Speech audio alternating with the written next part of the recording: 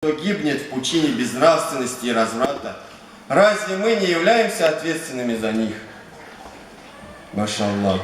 Для человека нет большего блага, радости, счастья ни на этом, ни на том свете, чем довольство Всевышнего Аллаха. И мусульманин – это тот, кто чувствует перед Аллахом ответственность. Хасан Басри, рахматуллах алейх, он сказал: «О человек, поистине ты состоишь из дней. С каждым пройденным днем проходит твоя жизнь». Машаллах. И поэтому человек – путник будущего мира. И сколько он сможет совершить благих дел и добра за свою такую короткую земную жизнь, настолько он будет счастлив в будущей жизни. Мои дорогие братья и сестры, поверьте, в служении нет малых или больших дел. Нету такого понятия.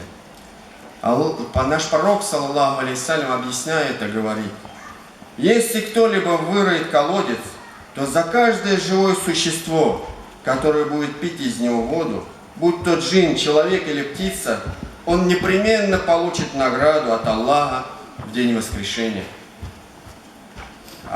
Абу Барза, рода Аллаху анху, говорит: я обратился к пророку, я сказал: о посланник Аллаха, укажи мне, что я должен делать, чтобы войти в рай. В ответ ему пророк, саллаллаху алейхи, сказал: убирай с дороги то, что мешает людям. Это зачтется тебе как садака. Машаллах. И как говорил один из великих людей нашей религии, путей к Аллаху столько же, сколько сотворенных существ. Путей к Аллаху столько же, сколько сотворенных существ. Но самый короткий и достойный заключается в том, чтобы служить им ради Аллаха. Чтобы служить им ради Аллаха. Машаллах.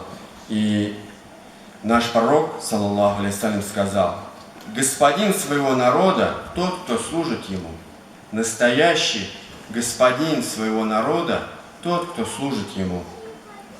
Машаллах. И прекрасным примером бескорыстного служения является один из шейхов ислама Ахмад аль-Рифай, рахматуллах алейх. Это правнук нашего пророка Мухаммада, саллаллаху алейхи вассалям. Он обращался со словами: ассаляму алейкум, ко всем, кого встречал на своем пути. Узнав, что в его окрестностях кто-то болен, он спешил навестить его. И если он встречал слепого, то провожал его до места. Он всегда помогал пожилым людям донести до дома их поклажу, приводя при этом хадис пророка своим ученикам: кто окажет уважение старому человеку и поможет ему, тому Аллах обязательно назначит человека, который и ему будет помогать в старости. Когда Ахмад аль-Рифай возвращался из путешествия, каждый раз он шел в лес, рубил там дрова, навьючив их на своего осла, привозил в город. Он сам разносил эти дрова вдовам, сиротам, нуждающимся. Он был рядом с теми, кому требовалась помощь, с инвалидами, с умалишенными. Он чистил их одежду, сидел с ними, давал им наставления, собственноручно кормил их, после чего просил только одного: почитайте за меня дуа, попросите за меня у Аллаха субханаху ва тааля. Машаллах. И он всегда говорил своим ученикам: помогать таким людям, посещать их для мусульман непреложная обязанность. Как-то раз он проходил мимо детей, которые беззаботно играли. Увидев шейха и увидев его внушительный вид, они испугались и хотели броситься в рассыпную.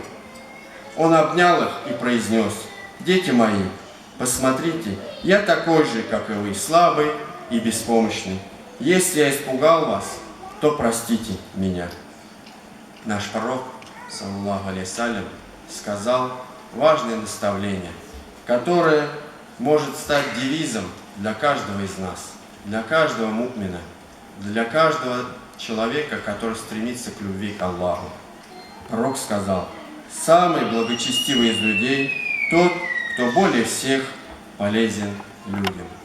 Просим нашего Господа Аллаха Субханаху Тааля одарить нашу умму радостью служения на его пути. Пусть окажет через нас помощь, поддержку нуждающимся.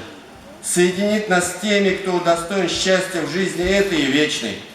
Просим всемогущего Аллаха сделать так, чтобы мы неотступно следовали славной сунне пророка Мухаммада, саллаллаху алейхи вассалям, с любовью в сердце к нашему Господину, чтобы суметь удостоиться его заступничества и услышать его слова: «О Господь, этот человек тоже принадлежит к моей умме, он из общины Мухаммада».